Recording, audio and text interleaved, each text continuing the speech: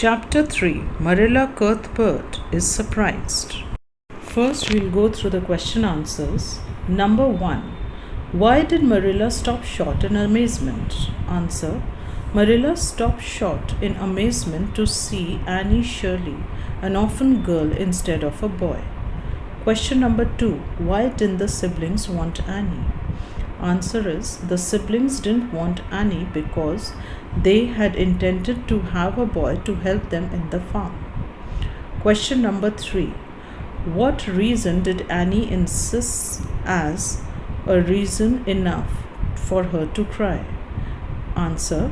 Annie insisted that after coming to know that the home she is sent to didn't want her is enough for her to cry.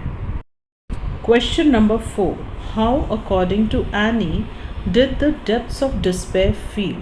What effect did it have on her? Answer. According to Annie, the depths of despair is a very uncomfortable feeling. When you try to eat, a lump comes right up in your throat and you can't swallow anything. Question number 5.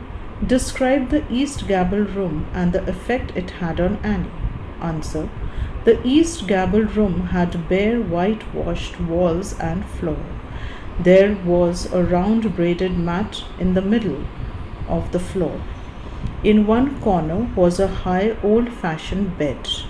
On the other corner was a three-cornered table above which hung a little 6x8 mirror.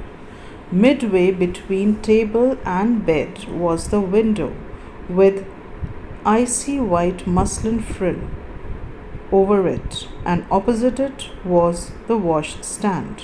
The whole apartment sent a shiver to the very marrow of Annie's bones. Question number 6. What did Marilla finally decide and tell Matthew about Annie? Answer is, Marilla finally decided and told Matthew that Annie will have to be sent back to the asylum.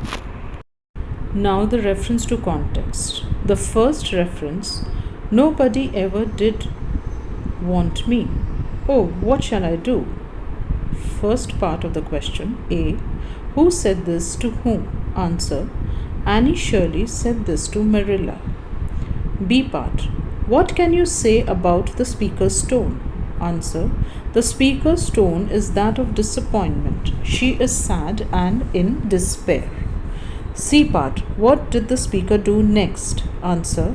The speaker burst into tears. She sat down on a chair by the table, flung her arms out upon it, and buried her face in them, and cried stormily. Second reference. Call you Cordelia. Is that your name? A part of the question.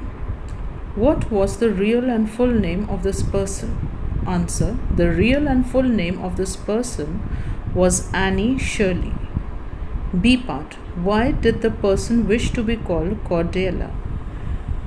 Answer. The person wished to be called Cordelia as she found it to be a perfectly elegant name. C part. What other names did the person imagine for herself? Answer. Geraldine was another name the person imagined for herself. Third reference. Well, undress as quickly as you can and go to bed. A part. Who said this to whom? Answer. Marilla Cuthbert said this to Annie Shirley. B part. What did the person have to have for a night dress? How was it like? Answer. Annie had a nightgown for a night dress. It was very skimpy.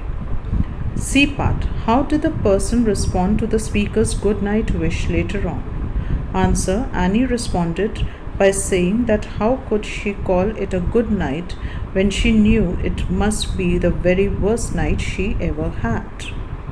Fourth reference. This is what came of sending word instead of going ourselves. A part of the question. Who had sent the message and to whom? What message was sent? Answer. Marilla and Matthew Cuthbert had sent message to Richard Spencer's folks. They wanted to adopt a boy from the asylum. B part. What had happened as a result of the message delivered? Was the incident desirable or not? Why? Answer. The message was twisted somehow. As a result, the incident was not desirable as a girl was sent to their home instead of a boy.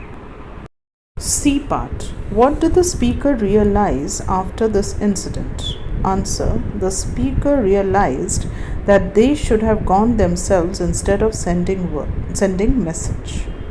Now the think and answer question. First question.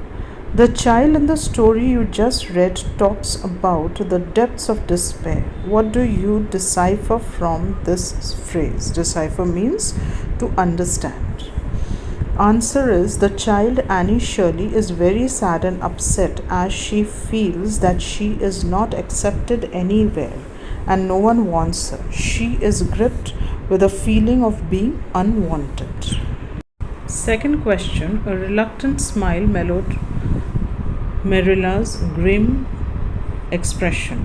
What, according to you, could be the need for Marilla to soften her expression? Was she right in doing so? Why or why not? Answer.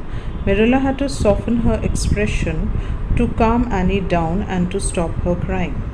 She did not want Annie to be crying the whole night, so she tried to calm Annie and asked her to stop crying.